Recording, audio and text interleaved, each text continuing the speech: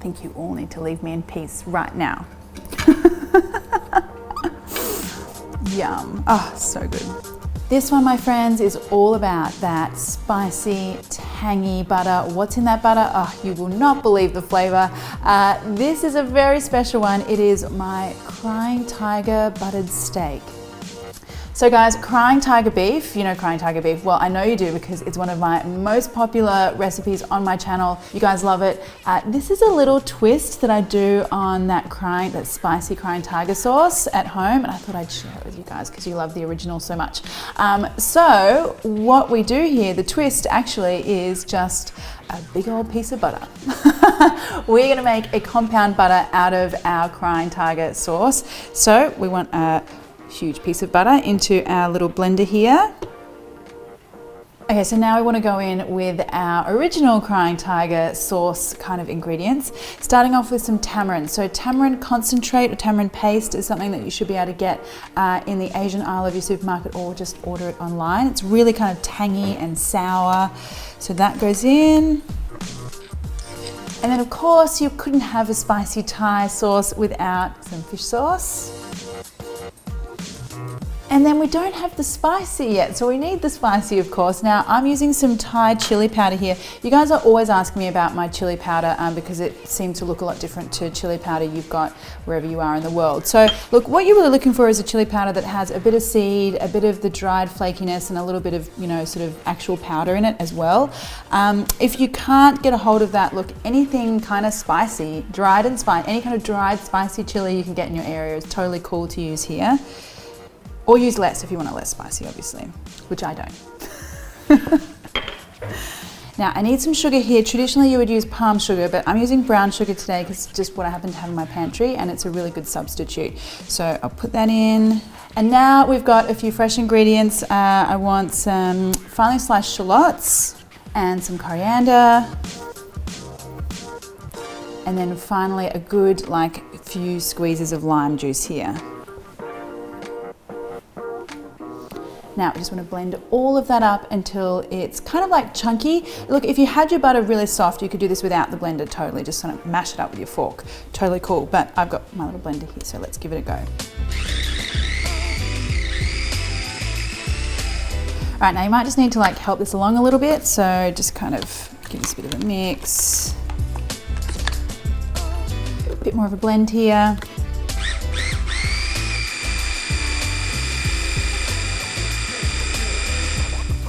Okay, so this is starting to look good. That smell, the chili, the coriander, the shallots. Oh, that smells really good. It smells spicy. Okay, so what we want to do is get this out onto some baking paper.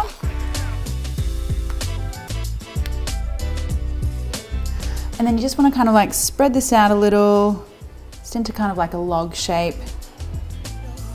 Now just fold that baking paper over. Just kind of, try and form a cylinder kind of shape, and just sort of twist the ends. And now this guy will go into my freezer, and obviously, I mean, that's a lot of butter there. You're not going to be using the whole lot for one piece of steak unless you are, I don't know, particularly butter obsessed. I don't know how you get more butter obsessed than me, but anyway, I will keep this in my freezer for up to 2 months and just kind of slice bits and pieces off as I'm cooking steaks or doing grilled chicken or something like that. So a really great thing to have in your freezer. Anyway, I want to get this guy nice and firm, so I'm going to pop him in the freezer.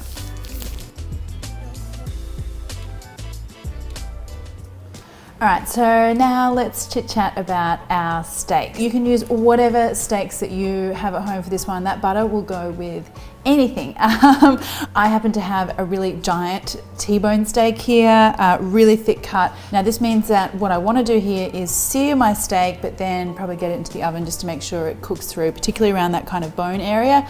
I'm a medium rare kind of girl, but I find with steaks this big, you kind of need to do both stovetop and oven. But always what you need to do is season with a good amount of salt, especially a big piece like this. I'll just sort of really rain that salt down all over, And now I could either leave this for like, you know, generally if I'm salting steaks, I like to do it the night before or a few hours before. If I don't have the time, I will salt and then immediately cook. I just find that's the best kind of way to utilize the salt seasoning, like a sort of like a leaving it for only 10 minutes or 15 minutes doesn't really do much. It's either a long time or a small time. Anyway, let's get going on cooking this steak. I'm gonna need a little bit of oil in my pan here. And then let's wait for the magical sizzle, everyone. Oh, I love cooking steaks. Here we go. So there are so many ways to cook a steak. Now, my preferred way is to kind of keep flipping. So there are people that say, look, put the steak down, don't touch it, turn it once. I like to keep flipping because if you imagine like there's a really hard heat source, and if you keep it on the one side and then flip only once, you kind of got that really grey band that you get at the top of the bottom and not evenly cooked all the way through. So to minimize that, I mean, you're always going to get a little bit of grey banding, but to minimize that, I like to flip often. So here we go. So like depending on the thickness of your steak, you know, you might do like 2 minutes and flip or 1 minute and flip, you know, until you've got a really beautiful, lovely color on both sides.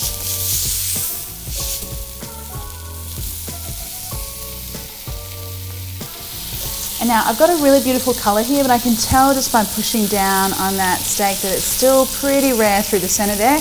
I don't mind that because what I want to do now is get that into the oven so that we can finish it off with a little bit more of a gentle heat, which means that we are again trying to minimize how much like gray banding we get on the outside of the steak.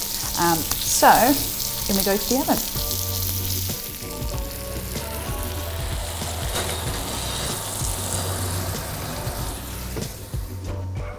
All right, so my butter is beautifully nice and firm now. My steak is like, I reckon 5 minutes away in the oven. So what I like to do at this point is slice off a nice generous hunk of butter here, a couple of hunks. Oh, wow, look at that beautiful color. That butter is just, it's already making me happy. Now, what I want to do is get these little hunks of butter onto my steak so that my steak gets a little basting of buttery goodness.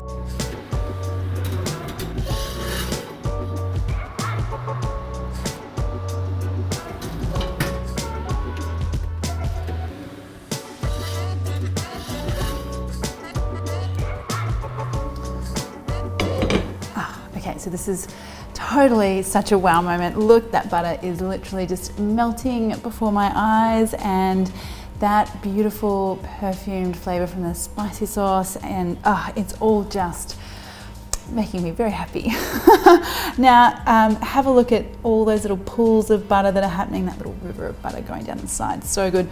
Okay guys, so there you go. That is a compound butter that you can use for steaks, for chicken, throw it on some grilled shrimp, grilled prawns. So amazing. All right, but shall we get in here? Should we get in here and have a look? I think I need to take a look at what's going on in here. All right, cut myself a very generous piece here. Now that looks really juicy to me. I love that beautiful pink color that's almost like completely from edge to edge. I mean, when you're sort of doing a more gentle cook, you're gonna make sure that you get that more tender juiciness like right the way through. Now let me just grab a little piece here. Wow, holy smokes, that flavor. I mean, the beef itself is amazing, but that butter with all that chili, I mean, the chili spice is just hitting me right in the back of the throat right now. So cool, and all those herbs and like the sour, that little sourness that you get from the lime and the tamarind, so good. Steaks, butter, chili, does it get any better? I think you all need to leave me in peace right now. Yum, so good.